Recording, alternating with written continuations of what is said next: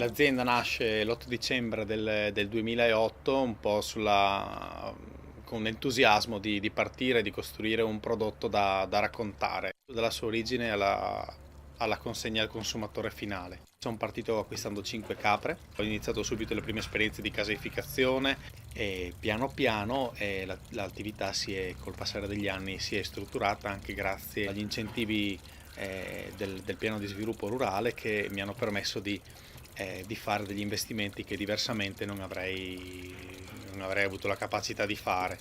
San Gregorio perché questa azienda è molto vicina a una chiesa che è intitolata al santo, a San Gregorio.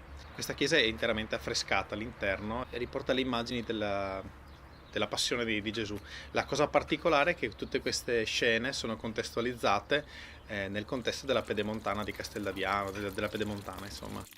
Ho pensato che che questo luogo, che questa chiesa raccontasse veramente qualcosa che apparteneva alla tradizione, a questa terra, ed è la stessa cosa che vorrei fare io con questa attività. I prodotti che facevo all'inizio erano, diciamo, più tradizionali e poi via via ogni anno, diciamo, richiamo un po' l'offerta, il paniere disponibile.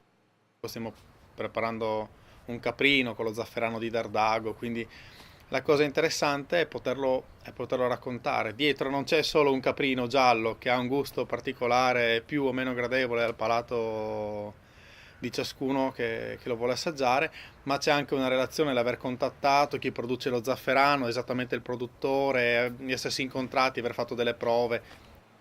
Quello che non è tradizionale, cioè delle nostre terre, della Pedemontana vianese o comunque della Pedemontana friulana, presumo siano i caprini, le lavorazioni a coagulazione lattica. Questo è un po' un prodotto che prima non c'era. Forse anche lo yogurt. In questa attività, per me più che in altre, c'è un continuo richiamo al rispetto della terra, all'utilizzo delle risorse. Non è semplicemente un produrre per battere uno scontrino. Per uscire dalla poesia, qui il fieno ce lo produciamo noi, in parte lo acquistiamo, ma non solo il latte diventa un prodotto interessante, ma addirittura anche il sole. Perché usiamo il fotovoltaico? Il lettame lo usiamo non immediatamente per concimare i campi, ma prima viene usato lo portiamo al biogas a 2 km di distanza dall'azienda, quindi anche qui il chilometro zero, e qui viene prodotta energia elettrica, dopodiché prendiamo il digestato e con il digestato effettuiamo le concimazioni in campagna. Portare le capre al pascolo è un sogno che spero diventi realtà in futuro. E in questo momento non dipende tanto dalla mia volontà, ma dall'opportunità, insomma, che intorno, diciamo, dalla disponibilità proprio dei pascoli. Sicuramente anche il fatto che a Castello di Aviano ci sia un'azienda che produce formaggio di capra, lega anche il paese a una produzione come e viceversa. Ecco, penso che sia motivo, quando si fa bene, di orgoglio sia per la comunità che per il produttore, insomma, sì, è uno scambio reciproco di immagine, ecco. C'è una curiosità, insomma, come mai questa persona si è messa a fare capre che prima faceva tutt'altro, tante domande che ci si fanno, renderà, non renderà.